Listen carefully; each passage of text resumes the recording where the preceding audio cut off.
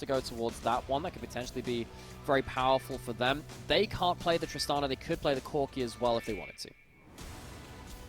This is something that snuck up the other day as well. I'd be very curious. But I also want to return to a conversation we kind of fluttered around, and it was the mid lane that is taking a lot of onus in this series. It is the Renekton first pick here. But I think there's still a lot of options left on the table for Scout and Creme going forward.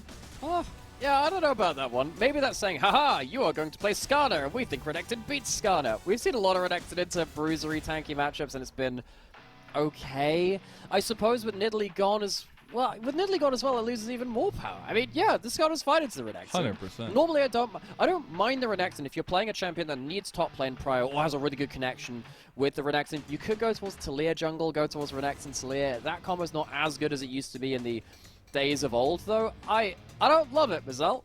Not gonna lie. You heard that here, chat. Nymeara not entertained. I will just say, though, it is 369's most played champion by far, so at least he gets a little bit of leeway there. I don't doubt he has the ability to play the champion. I just don't know why it's first pick. Well, why? Again, I said at the beginning of the day, so many teams think they have the answer to Skarner, and so many teams come up with a bug sitting on top of their chest. I'm just saying the Lee Sin, though, for WeiWei will be a big unlocking potential for LNG. I expect a lot of CC and a lot of chaining available to top esports to be picked up, and the starting of that is the Leona immediately locked in with the Corki, too. So, top esports have a decent first round in regards to one thing. The magic damage they can lock in can still be an AP carry jungle. It can still be the Ziggs in bot lane as well. Very, very good alongside that Leona. So they have options to both of that. Of course, they didn't play the Ziggs. They can still play it. LNG, we said that they wanted to potentially look for a different style of mid jungle. We saw they did really well on the AD, mid and jungle between the Sejuani, or rather like the tank jungle, and then of course Scout on that Jace. They need to go for that magic damage in the mid lane. Scout obviously a very historic player of this champion. He's had some duff games on this in summer though. I think he's been struggling to play out some of those flanks, so we need to see a step up from him and the rest of the team enabling him to do that as we get through into the second round of bans and see how this will finish off. The Ziggs, which we highlighted earlier for top esports, immediately taken away. Yeah, and it also signals that LNG are maybe going for a little bit of a different play style here. Some side lane pressure from Scout could actually be really huge if they can get an unlocking potential out there. But the Braum is the first ban in the second phase by top esports, so trying to target Hung a little bit, and those engaged supports, which I'm sure will be coming to try to answer into the Leona.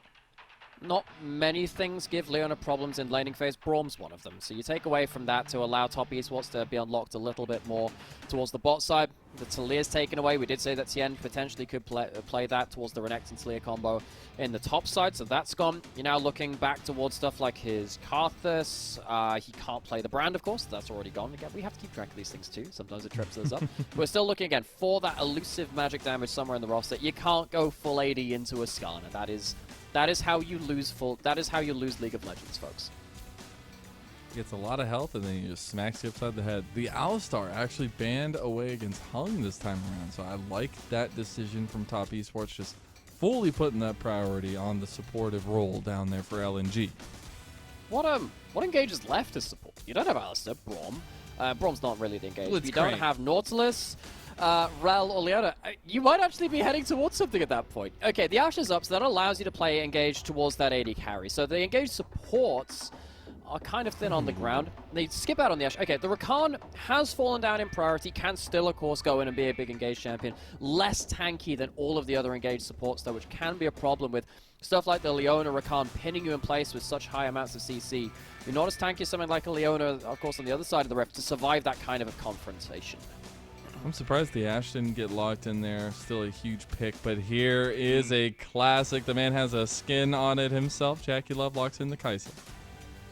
And the Kai'Sa, of course, can go towards some magic damage themselves. Likely going to see something like the Shiv Rage Blade into the Nash's Tooth. Can be very, very powerful to give you some magic damage on your team. The Maokai can also go Liandry's into the Warmogs. It will also give you some extra engage, which can help you to arrange the fight and help the Kai'Sa get some marks on there as well. It's a little bit different from what we've seen before. It will also be a doubled up champion for Tian. He's played 2 champions now, which he's played before, breaking his streak of unique champions. Hey, they did it. They locked it in the same order that the picture is there. But the Xayah is locked in as an answer here. Gala going to be very happy with that matchup, it feels like, here with the Lovers duo down there. But as the chess pieces fall, how do we feel like a Game 3 Fearless has panned out for both sides? I feel like we have a lot of power picks that have made it through all the way to Game 3. Well, it's a fairly low-range composition from top esports, which does mean that Xayah can potentially arrange their feathers to punish the Leona, Maokai, Diving Corki, and the Renekton into that huge amount of damage with that feather caller. Maybe that could work out. It's kind of hard to get there, though. The engage is really easy to pull from top esports. Leona, Maokai, they make your game so easy to play around team fights. The R button's so strong at this level of play. I was worried about that Renekton. I think that will still have some issues to play with, but I need to see LNG force that tempo forwards in regards to those big plays from the LeBlanc and the Lee Sin. They need to get off the ground early. It's all about WeiWei and Scout, as you said. That early proactivity going to be the name of the game. If they aren't snowballing, it's going to be that much more difficult to utilize some of the side lane pressure that Scout can have on this LeBlanc. We've seen LNG do it before, and they did it pretty cleanly. A couple slip-ups there in that first game, but they made top esports bleed. They were not very happy about that, and they came back, smacked them right upside the head in game number 2. Now we culminate in game number 3 with top esports already assuredly in that top group of the next stage, and LNG still fighting tooth and nail for the second and only available spot in Group C. We're in LNG's home arena of Suzhou, and it looks like we're going to take a little bit of time to get back into the game. So it's a lot of tension in a Game 3 that matters for LNG so much.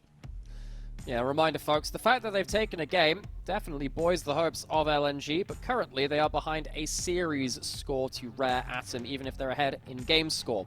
LNG set at 2-2 before the conclusion of the series in series, and +1 on their game score. Rare Atom, they're at 3-2, but dead even, +0 on their game score. So if they win today, they would leapfrog Rare Atom to get towards that second spot. There is still a series left to play after that point for either of those teams. There is maneuverability in that, but this would be a step forward for LNG, and a needed one. We get down to the nitty-gritty now. Those Jaios ring out loud, but it's all about the tense pressure that is on this Game 3. It's all about Tian on the Maokai, really trying to facilitate for the rest of the team and try to block the advances of WeiWei here. WeiWei on that Lee Sin. Guys, it's a little strange looking at the new Lee Sin skins because they've changed the silhouette quite a lot with the ASU to make his ponytail more a part of his silhouette. I'm just not quite, particularly on Pool Party Lee Sin. It's weird that he's not bald anymore, Mazel. I sit there like, why has he got hair? That wasn't there before. It confuses me still, just a little bit. A little shout out to Scout before we get to it. He's rocking the IG skin for LeBlanc. I love to see it. A little bit of mind games going there. I can't tell. The little pods on the wings, I can't tell if that's JackeyLove's skin or not, but we'll find out shortly. It is. I believe it is, and he's taking it a little bit serious. Now Scout needs to take it a little bit more serious. As he's burning, he's going to burn the flash there, so everything utilized, and Scout leaves worse for wear. Maybe JackeyLove took offense. Maybe shouldn't have taken that skin. That's not your skin. Give it back. Give it back to Rookie. Scout, burning that flash early on in a lane which is double first strike. Typically, they're not very lane dominant, but you lose a bit of your laning power, losing that flash as well. I didn't see if he popped the pot. That could be another big thing as well. Scout manages to get the first strike and trade it for none on the side of Creme, but still, need to see how this laning phase goes. Scout largely winning the first ones before that. Get the trade early in bot side. Scout doesn't have flash anymore, doesn't have any tools really available to him, but just trying to stack up some gold if he possibly can. I do want to check in on the jungle pathing of both these guys because we have a little bit of vision game being played. It was also, again, one of those unique starts, I guess, by WeiWei as he started the Wolves and moving over. You can see that WeiWei will be going from bot to top. One of the bonuses of that for Lee Sin is that you get to keep your red buff for a little longer. If you use your red buff as your first buff, you end up using a lot of it on your clear. Lee said, yeah, it helps him with the clear because he's auto-attacking so much, but also, you want that to kill people. You want that to kill champions. So it helps kind of finishing that off as your second buff beyond that point. Need to see if he can combo up with Scout in this mid lane. Creme has the push. That does mean he will be at the mercy of a chain over the hopped wave, though. Not being able to flash chain does affect this laning phase quite a lot, though. It's one of the ways you can force Corki into very bad situations. Level 3 hit by Scout and WeiWei. If the red buff comes through and he isn't spotted on a ward, we'll maybe see Creme be forced to flash and return. And when do you exactly expect, or maybe not exactly, but WeiWei and Scout to really start combining? Is it going to be that level 6 mark where WeiWei can find a big Dragon Rage kick? Right now, with red buff and a chain beyond the wave as Creme pushes in the wave, there is a real chance of that. The ward's gone down. We need to see what happens in that mid lane. Yeah, we'll see. He's clearing red right now. Going to try to go for the full clear potentially. There is a couple pings there, but just going straight to the Krugs. And we look at some of the priority gained by JackeyLove and Meiko, who themselves had an incredible game in game number 2. Going to have a little bit of the shadow of Tian down there. WeiWei has that red buff. As we said, allows him to have that for more fighting. 369 has flash, leveled down, has rage though. So WeiWei not going to go towards that one. And also we see because WeiWei just got spotted on a ward towards top side, Creme feels like he can go for a hard trade in mid lane. Scout, no teleport to reset the lane either. I feel like WeiWei maybe could have gone for a bit of a window of opportunity onto mid lane. Can't quite get that done. Now bot side is fighting. God, the plasma stacks go so quickly with this combo. Hung takes almost half his health in damage just from that little trade. So that's Tian in mid lane now as well. Remember, no flash. Jumping forward is Creme. Scout's in a lot of trouble. Scout's in trouble. Scout down. First blood at top Esports, and Creme is out of there. Look at that little corgi fly, baby. Top Esports strike well. WeiWei misses the window to get the clean gank on mid lane and misses the Q as Creme flashes away. It's a kill, solo kill. So Corki in the mid lane, Creme reclaims Zika, you're in that. trouble, bro. He's going to get Ixtal's impact with the flash, but it's 369 that cleans him up with the spin. Huge stuff now, and we're getting tussles all over the place, Nymeara.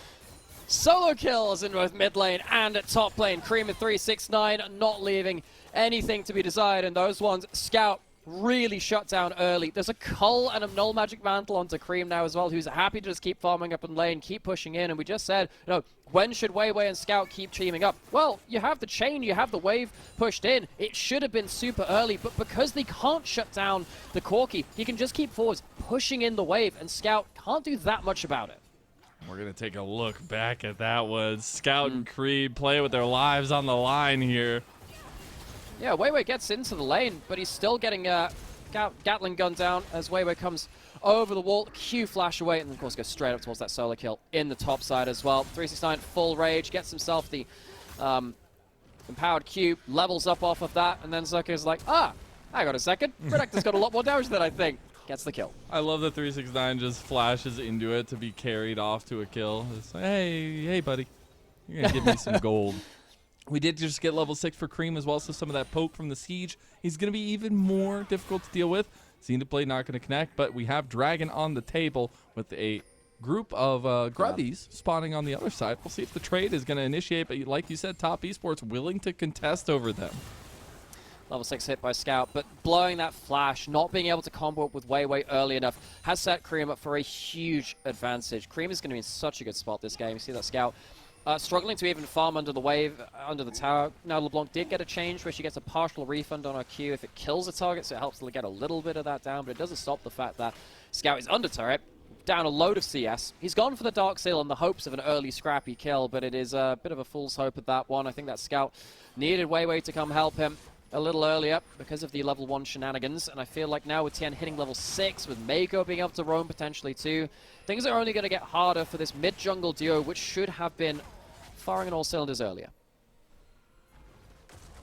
And I feel like it's been a story in 3 parts kind of for Creme. He got a bit giga-gapped in that first game, and then had some moments, but in game 2 definitely stepped up a lot on the Tristana. Now very far ahead of Scout in the mid lane matchup. We'll see if it actually comes to bear here, but it's been really nice to see how the previous OMG standout star has been adapting to Top Esports in the environment surrounded by stars. And also 369 for the other solo lane as well. Gets himself a solo kill with the Renekton. We said, why is this first picked? Yeah, it is 369's most played of all time. He's a really good laner, by the way. So he gets himself a good kill up there. He's got the wave in it.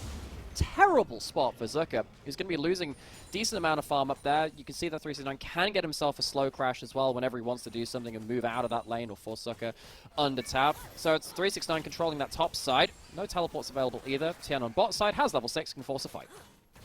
Hung playing with his life a little bit there. Will end up spotting Tian out as he was trying to back.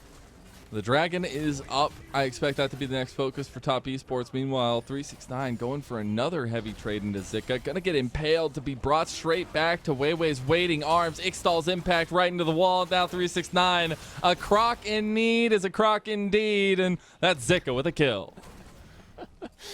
369 had full control of the wave, had ult, had great ability to choose what he did with the wave. He chooses to push it out precisely the wrong side for WeiWei to be in his lane and killing him.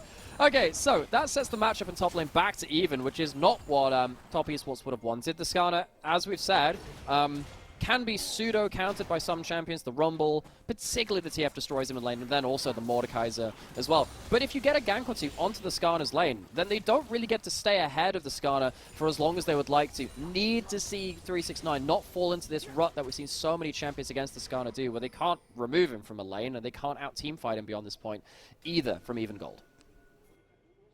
And speaking of some of that team fighting, I want to also talk about, now that we've hit level 6s, what the kind of entrances look like for both sides. You have a lot of easy go buttons, like you mentioned from the draft for Top Esports. You just got to land a Solar Flare, Nature's Grasp across, and follow it through with JackeyLove and Creme. On the other side, you said it was more difficult, but they will have some options here. They will do, but a lot of that is going to depend on where Scout finds himself in the fight as well. I don't really think you got that much follow-up damage for a big Rakan or Lee Sin play, unless Scout is also involved in the play. Because he's down so much early, he's going to have to be very good on his timings and find windows where he can move, which will be a little less than he would have been if he hadn't died in that mid lane and lost so much pressure early on. LNG need to make sure Scout is at the play. It's one of the few people who can get in range. Zyra is not known for being a long-range champion, folks.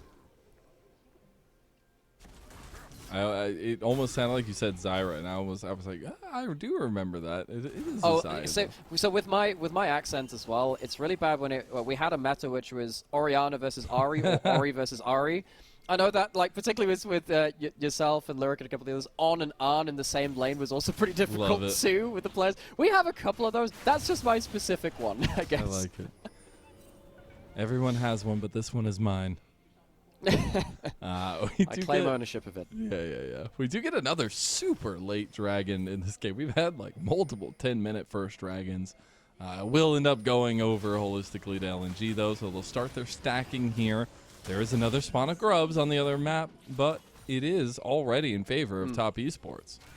Yes, the Top Esports don't contest for the early dragon this time. Well, I suppose they were contesting enough in terms of being in lanes to stop LNG from mucking around with the dragon, so they're going to get themselves in position for those grubs. They have a Corki and Renekton who are currently winning their lanes individually. If they get the grubs, they will potentially be able to hit towers very effectively. LNG are turning up to top river, though. Looks like a little bit of contest-a-rooney is going to happen here. WeiWei on the other side of the wall is going to have the Sonic Wave in, but loses his target. He has the Blast Cone to get in if he wants to steal one away. He needs to try it tonight, but it's already 2 gone, and realizes it was a mistake to go in there in the first place. And it is Grubageddon for Top Esports. Oh, WeiWei. I don't know if that's what you wanted, buddy. And maybe a misclick or something, but JackeyLove cleans that one up every single time. When we said the LeBlanc and the Lee Sin need to get off the ground early, that doesn't mean you're going into an uppercut to get lifted off your feet. That ain't it. Presses the Q again. His mind was telling him no, but apparently his keyboard told him yes in that one. And now LNG are on top side under turret and potentially could get dove here with the 6 grubs. Tempo matches for Top Esports. As now that's 4v2 TP to try to save them. Zika's coming over here. That's a really big CC chain by LNG, and now Zika is here. Can Ixtal's impact through the wall? 369 is tearing them apart, though, under turret. Meanwhile, WeiWei has showed up. Scout has showed up. At Top Esports, they were so confident. And look what that confidence is wrought. Hubris, killer of man, and LNG, killer of Top Esports. Meiko going to be the last one here. They want to leave it for Scout. Get him, baby, as the revenge is best served cold. A double kill for the old friend of Meiko. Top Esports, they can't burst out a single target, and the retreat from the turret, they just get separated and killed by the superior mobility of LNG. Creme's going to immediately teleport back towards bot side. Of course, he didn't die in that fight. He had no part of it, really. He gets himself at least those 6 grubs onto the plates of that bot lane turret, but it's at the cost of so many deaths topside. They don't have the Corki. Creme is trying to keep LeBlanc from coming in, but can't stop LeBlanc teleporting to the play after all of that. See, the retreat from this is really awkward too. Meiko can't be body blocking and adding CC in because he's off away from his carries. 369 is off away from the play too. Just leaves so many isolated members of LNG to get hunted down by LNG. And now we're going to find it live. Oh, okay. Well, you know, Meiko just wanted a little bit of revenge himself. He kills Scout right back. Yeah, that's going to be a problem, because if you die in the side lane as LNG, you got 6 grubs hitting your turrets. Creme has been sat here over multiple waves, taking down the entire bot lane out of tower. He has just got himself a huge amount of gold from this. After Scout was donated all those kills top lane to bring him ahead in the matchup, he's been put back into the dirt by Creme taking down those towers. Solo gold advantage of 2K plus in that mid lane matchup now that he's been left to his own devices. You see what happened in that picture-in-picture is just cleanly played from the go buttons of Top Esports, and now he's on 2 items at less than 14 minutes, and one of those is Trinity Force, and he's got pieces in his pockets. I think particularly when you get this, so Fire Cannon, I don't always love it on the Corki, but when you get it this early, when you're that ahead of the game, it just makes it so much harder for anyone to walk up to you. You get to abuse your power spike very, very easily with this, even if it won't scale as well as like a Triforce on 3 items with the Infinity Edge or something like that. Scout flash forward. In trouble. The chains, the double combo is there. Gala isn't the one that gets it. It's WeiWei instead. Oh, that Feather Storm is not going to be enough to separate him, but they might be able to follow up with the damage here. Oh, 369. He goes straight onto Gala. And now that Scorpion going to be carved up into a wonderful meal, and a double kill goes to the man that can only roll 9s. Do they get another follow-off as well? Nope, not quite, but Scout has to he's forced to cancel his recall. Herald's going to go over to Top Esports, even more gold as they're doing this. Again, the 6 grubs are being used on one of these towers. That is the prerequisite for getting that objective. You have to end up hitting towers afterwards. Top Esports have demolished mid lane and bot lane very soon after taking those grubs. They're going to take that Herald. It will make it much easier to play around cracking maybe an inner turret as well. Could use it on top lane, but of course Creme's already there and there's no response. So Top Esports getting the better of the tower game in this one. Almost don't get the better of the fight, but they end up walking around with that afterwards. Flash chain from Scout. Works to get a hold of that Kaiser. You can see the first target they can kill is still bursted out very, very heavily. The feathers from Gala, not necessarily what they wanted in this fight. You thought that maybe he could get himself a big feather pullback, but 369 completely denies him from that one. Very important. Gala on the Zaya, it's going to be a hard game for him, but if you get comboed out by that Renekton, it gets harder still. Oh, sorry, I was adding a couple notes to my Crocodile journal here as he was taking notes on feathers. As they had JackeyLove going down already, or at least getting a kill already on the WeiWei. They get the reset here for Gala to go down too. And I'm going to have to start adding some more things to the Crocodile What They Eat journal, because it's looking like LNG and chillins might be on the menu. Well, I do know that crocodiles could eat birds, so I suppose that doesn't matter in terms of the Zayat. They found that one the hard way. Scorpions, though? Like, really? Yeah, I did. Buddy, I don't know about that one. I'm not exactly an expert on crocodile diets. I'm going to have to go do some research between show days, but all the same, 369, maybe he's a special breed. Leave that Corgi alone. They're going to TP in. Meiko is here, but the damage has already been done. Creme goes down. 369's a big croc, and he's looking to deal it. He's going to have that impale right to his back, though. Hung trying to sacrifice his life for this one, and they take the easy bait. A predator will always fall for the prey, and 369 is unstoppable in this game. LNG, they tried to shut down Creme in a side lane, which she's been getting far too much gold in so far, but they overcommit. And LNG, despite the fact that LNG are a team that have typically played quite well around side lanes, particularly when Scout has an advantage in side lanes, he doesn't have that this game. Creme's the person who's really controlling the side lane waves, and Top Esports are being much, much more proactive now in terms of defending what they can do on those sidelines. They very quickly with that teleport. That's a reaction, I suppose, but all the same, 369 on this first pick Renekton, making the game really hard for LNG because he can carry these mid-game fights as it stands. What a Chad, man. Like, just go ahead and first pick it, take whatever you want. It's fearless, but we'll let you have the Skarner, and then having such an impeccable this is the dude in solo queue that bans nothing, locks in something, goes to sleep until the game's locked in, and then just wrecks his lane. It's impressive to watch, and nonetheless, for 369's welcome home to top esports, it's been really, really nice to see. They still have Rift Herald available to them. No outer towers to really crash that onto, but they could get a tier 2 if they want to. Scout, though, he's going to find his old pal Meiko in the double CC chain. The range! Oh, he doesn't even get to play the video game, man. Top esports are ruthless. It's a pretty bad overextension if Distort and Mimic Distort can't get you out of trouble. He's absolutely shut down with 6 Grubs. This will be a melted tower yet again. Grubageddon comes forth, the Zerg rush onto the inner tower. It's looking like Thanos' words are coming truer and truer by the moment. You cannot think that you can finish off a beast like top esports with just one strike at the neck. You have to take the head off, and they will not allow it. A Rift Herald in mid lane try to take this tier 2. Maybe the problem is they're a Hydra. They've gone for the head. They did it in game 1. They just grew 2 more back. They're even stronger. They're even angrier. Why don't we have a Hydra champion? I need one. That is a great point. You know what, Riot? Give us a call. Give us an email. We'll drop a work email or something. Hydra champion. We can work with that one. That'll be fun. Multi-heads. All the same, in this game, top esports, they are playing across multiple lanes and spreading their influence across the entirety of the map. This is a big overextension. I can't watch brothers killing brothers, man. You got world championship together. Come on.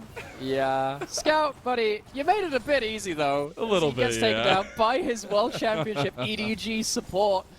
If you can't get out with the Distort and a Mimic support, you have gone too far.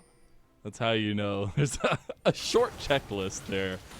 And unfortunately, he failed every step of it. Now, we go back on to the bottom side of the map where top esports have a little presence, but it's really just a state of the map right now that feels very in control for them. They have a massive, massive lead. Almost 7,000 gold up here, and Dragon spawning in less than a minute. And that Dragon might just be the end of the chillin'. LNG, they're in no position to contest this one, but they might feel as though they need to get onto soul points somehow, some way. Stalling out this game is quite difficult, especially against the scaling carries of top esports, even though conventional wisdom says, yeah, maybe you just give up the Dragon and try and get some more items. They might just think, look, it ain't going to get any better against the Kaiser and the Corkies. They get through to more and more items. They're getting pushed in on bot side all the same. They might not have a choice. And I will just take a little moment while we see this as top esports definitely have earned the top of the table for Group C. It's been very impressive to see them come alive here, and especially Creme, who has lit up this series in the last 2 games, has definitely shown a noticeable level increase since spring. It's been a pleasure to watch him integrate into the rest of this team now continuously. It is a siege in bottom side, started off by some kittens from the left, as double impale, but immediately solar flare there. Grand Entrance gonna get a nice little knockup, but JackeyLove's already taken one out. He's got a barrier, but can't really get away from the damage there. Now Creme is that damage dealer for top esports, trying to keep the rest of LNG away. It is gonna be the 1 kill over to top esports. Nothing else left alive there. The Lee Sin ult almost just kicks Jackie into the grey screen. Very, very nearly killed by the HP of his own teammate. Dragon's going to spot it. Jackie's not hit, but he does have ult. So if CC lands, he can just ult back into the play. I thought Scout might complete his second item, but he wasn't able to just yet. WeiWei versus Tian. Who's going to get the smite off? Looks like WeiWei doesn't want any part of it. They realize they don't need to fight this. So they're going to back away a little hesitantly. Maybe they overextend too long. As if they stay, they might just die. That Dragon goes over to top esports, but now they don't really have a way out. Creme's almost out of mana. Here comes the fight. JackeyLove has finally come, and there goes the engage. 369's in there, baby, and he's a big old croc. That Feather Storm does nothing in the face of all those teeth, and that's immediate pings across the map to the Baron buff for top esports. And I think LNG might have just forgotten just whose skin this is on the Kaiser. JackeyLove doesn't die in the first play, goes back into base, but still threatens his ult into the play. LNG gets shredded in the choke point as JackeyLove repositions. It's going to be straight on towards the Baron. They took the Dragon before this. LNG, they don't manage to get themselves that soul point. They don't manage to contest for this Baron. The best they're going to be able to do is just hold on, limping away from this play. Going back into the replay, what started this very easy set piece. Leona, Maokai, put them across the tower. You strafe it. with that ult to get some big CC down, buy some space. And yes, we did almost see JackeyLove killed by the Lee Sin ult of his teammate going flying into his body. But it's not quite enough. Because he can reset, he can come back into this play. He still has his ult. That was the big thing we were calling out before this came through. If any CC lands, they were going to be in trouble. Does miss at first, but then they just walk up. I think they just bluntly forget that the Kai'Sa can reposition into them. Look at this. So much CC lands through, the burst comes in, and on the retreat, JackeyLove just gets to tear him apart alongside the front line, which goes forward so aggressively. And how big brain is it that he knew he still had the range to go over the wall there and just make sure that he was safe. We've seen so many times in a long time past now for JackeyLove where he will not have such a distinct separation between him and some of the targets he's going for. Now it's been really nice to see as Top Esports crash down the base of LNG, and the clock is ticking right now for the chillin'. It's not just been Creme who's grown as a player. A lot of the other players have grown alongside it too. JackeyLove, I feel like the last 2 years of his career now have been much more clinical in regards to his big plays. Occasionally he still jumps in and dies, but it's for a good reason even when he does that. He doesn't do the quite as random as he did before. He's much more clinical and decisive now. No more backwards ults for him. It's all forward. It's a big 4-man knock-up and a 3-man impale. Is it going to be enough LNG? They found the magic ticket, but it only meant 1, and now they've got traded 2. That Featherstorm does nothing. JackeyLove still alive, and here comes 369 and the rest of Top Esports. Big Featherstorm back anyways in the end, and they actually have the push to continue with the Baron buff minions here, and they actually have TP as well. JackeyLove massively outplays that fight, doesn't die, gets the snipe at the end, is alive to keep hitting the turrets. The inhib goes down, and as we said, JackeyLove still walking that razor's edge as he always has done, but it feels like he's coming out the better of it in so many of these high importance moments within games. Fantastic play on that Kai'Sa. Takes down Scout on that LeBlanc on the IG. LeBlanc skin as well. How fitting is that one? Gonna walk away with the last of that Baron buff and recall, spend their ill-gotten gains. Walk away to see if they can finish off this game just as cleanly as that. It's a really good pull in from that Impale. It gets so many people involved, but look how JackeyLove manages to just about escape. Gets out, uses the barrier and his ultimate to very quickly space out from WeiWei, so there's no follow-up auto-attack. And right here, still has the barrier, huge turnaround, tags the W, barriers back, gets great auto-attacks back, and then gets the snipe at the end of it to take down his old team's skin. I asked for a parade of talent, and we are spoiled. JackeyLove is putting on that clinic you talked about. He's on 3 items now, and Top Esports can do no wrong, it seems, but JackeyLove can do no wrong. Obviously, you know him for all of his time on IG, but it's been 4 years since he became the pillar of Top Esports. Yeah, he's really become Mr. Top Esports alongside the likes of 369 as well. And they're going in to try and finish the game. Scout, no. Not like this, says LNG, and they're losing turret after turret, and their base is starting to crumble around them. As the inhib turret in topside falls, the inhib will join it soon enough, and JackeyLove is stepping up, but the minions are actually going to crash on mid lane here too. Dominus pop by 369. It's a double impale into the double grand entrance, but they're losing everything here. That Croc is massive, but JackeyLove is more massive. He wants to step up against Gala, and he does just that. Top Esports playing with their food as they're looking to move to 5-0.